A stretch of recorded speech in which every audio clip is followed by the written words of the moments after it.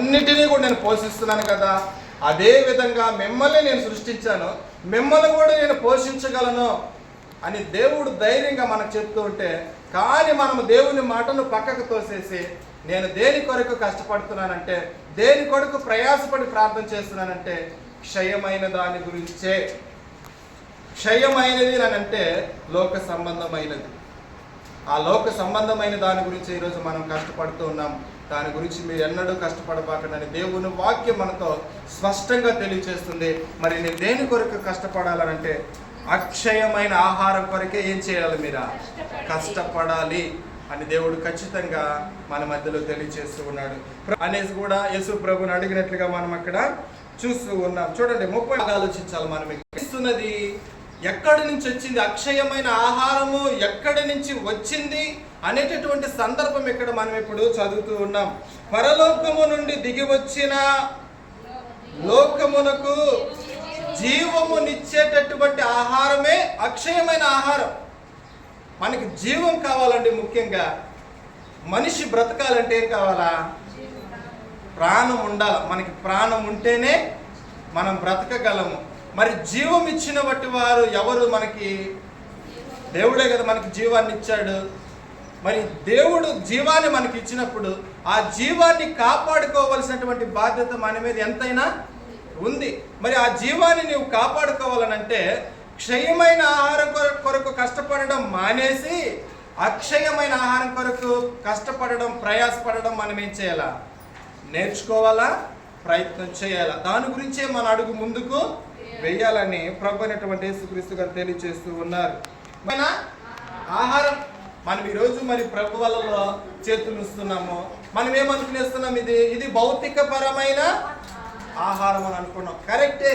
ఇది మన కనులకు చూస్తే ఈ ఆహారం ఎక్కడి నుంచి దిగి వచ్చింది? ఏది? ఒకసారి అందరూ చూస్తారా? ఈ ఆహారం ఎక్కడి నుంచి వచ్చింది మనకి? ఇప్పుడు నేను ఆ నుంచి వచ్చానా? నీరుపోకోట నుంచి నేను వచ్చాను. మరి ఆహారం దేవుడు మనకి ఎక్కడి నుంచి అనుగ్రహిస్తున్నాడు అని అంటే పరలోకము నుంచి అనుగ్రహిస్తున్నాడు. కానీ మన కనులకు చూడడానికి భౌతికమైనదే. కానీ మనం ప్రార్థనలకు వచ్చినప్పుడు, చర్చిలకు వచ్చినప్పుడు, ప్రభా ఇది నాకు ఎక్కడి నుంచి ఇప్పించావనంటే ఇది పరలోకము నుంచి రాబడిన ఆహారం అని మనం భావించాలా. దీని కొరకు మనం కష్టపడాలా. హల్లెలూయా. మరి దీని వలన కష్టపడడం వల్ల ప్రభు మాకు ఏంటి ప్రయోజనము అని మనం అనుకోవచ్చు. ప్రభా నేను లోకములో కష్టపడి నేను పని చేసుకుంటే నాకు ఆహారం వస్తుంది, నేను ఆరోగ్యం చూపించుకోవడానికి డబ్బులు వస్తుంది, నేను నాకు శరీరానికి మంచి బట్టలు వేసుకోవడానికి నేను కష్టపడాలి, నేను కష్టపడితేనే నా పిల్లల్ని బాగా చూసుకోగలను, నా భార్యను చూసుకోగలను, నా భార్య బిడ్డలు నేను పోషించగలను అని నీవు దేవుని ప్రార్థించవచ్చు. ఎవ్వరు తప్పు అనడం లేదు. కానీ వాటి కొరకు కష్టపడుట కంటే దేవుడు దేని కొరకు కష్టపడమన్నాడంటే పరలోకము నుంచి దిగి వచ్చిన ఆహారం గురించే ఏం చేయమన్నాడు ఆయన? మీరు కష్టపడమంటున్నాడు. చదువుమా. ఆహారము ఎల్లప్పుడూ మాకు ఇచ్చేయమన్నారు. ఒకేమాట ఆయన ఏమన్నాడు? ఆహారం ఎక్కడి నుంచి వస్తుంది అన్నాడా? పరలోకం నుంచి వస్తుంది అనేటప్పటికి మరి ఆ పరలోకం నుంచి వచ్చే ఆహారం ఎలా ఉంటుందో అంటే మన పితరులు తిన్నారు కదా. మన పితరులు అరణ్య మార్గంలో వెళ్తున్నప్పుడు మా నోటికి టేస్ట్ లేదు, మేము తిని మా నోట్లు ఏమైపోయినాయా? వాడబారిపోయినాయి, అన్నం సగించడం లేదని అంటే దేవుడు ఏం చేశాడు తెలుసా? పరలోకము నుంచి ఆకాశం నుంచి ఏం చేశాడు? దేవుడా మన్నాని కురిపించాడు. అది ఎంత మధురమైనదంటే ఎప్పుడు కూడా మనం లోకములో ఎక్కడ కూడా ఆహారాన్ని తిని ఉండము. అలాంటి ఆహారాన్ని దేవుడు భూమి మీదకి పంపించాడు. మరి యేసు ప్రభు శిష్యులు కానీ ఆయనతో పాటు ఉన్నవారు కానీ అంటున్నారు, ప్రభువా ఆ పరలోక సంబంధమైన ఆహారం ఏదో, మాకు జీవాన్ని ఇచ్చే ఆహారం ఏదో మాకు ఎల్లప్పుడూ ఏం చేయండి, మీరా మాకు ఇచ్చేయండి దాన్ని.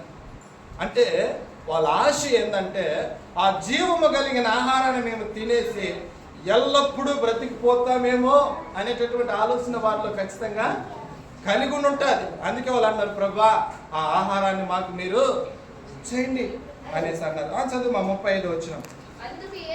అందుకు యేసు వారితో ఇట్లా అన్నాడు, జీవాహారమును. ఆమేన్. హల్లెలూయా. పరలోకము నుంచి దిగి వచ్చిన ఆహారం అంటే ఇదేమనుకున్నారు దాన్ని లేదు. మన పితరులకు ఎలాగైతే మోషే దేవుని ప్రార్థించినప్పుడు దేవుడు మన్నాను కురిపించాడు, అదే విధంగా యేసు ప్రభు గారు కురిపించేస్తాడేమోలే అనుకొని, ప్రభా మేము ఎల్లప్పుడూ దాన్ని తినేటట్టుగా మాకేం చేసే దాన్ని మాకు అనుగ్రహించి, మేము ఎప్పుడు అడుగుతామో అప్పుడు మాకేం వచ్చేయాలి, అది ఆ ఆహారం మాకు వచ్చేయాలన్నాడు. మరి ప్రభు వీళ్ళొక్క మనస్సుని వీళ్ళొక్క ఆలోచనని ఎరిగి ఆయన అంటాడు 35 వచ్చిన ఎలాగ అంటున్నాడు, ఏమన్నాడు ఆయన, అందుకు యేసు వారితో ఇట్లా నేను జీవాహారం ఎవరా, నేనే మీ మధ్యలోనే ఉన్నా నేను. హల్లెలూయా. ఈరోజు మనం దేని కూడా ఏమనుకోవాలంటే, ఇది ఏమని అనుకోవాలంటే, ఇదే మీరు ప్రభువా. ఆయన అన్నారు కదా, ఇక్కడ ఏమన్నాడు ఆయన, జీవాహారాన్ని నేనే అన్నాడు. మరి ఇక్కడ పెట్టినది ఎవరిని, మనము ఆయన్నే.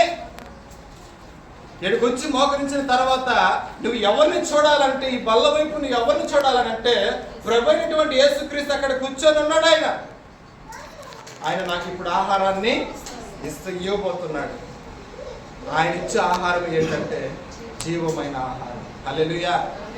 ఆ జీవమైన ఆహారాన్ని మనం పొందుకోవాలనంటే అందుకే ఆయన అన్నాడు, మీరు క్షయమైన ఆహారం కోసం ఎన్నడూ కూడా ఏం చేయబాకండి, కష్టపడబాకండి.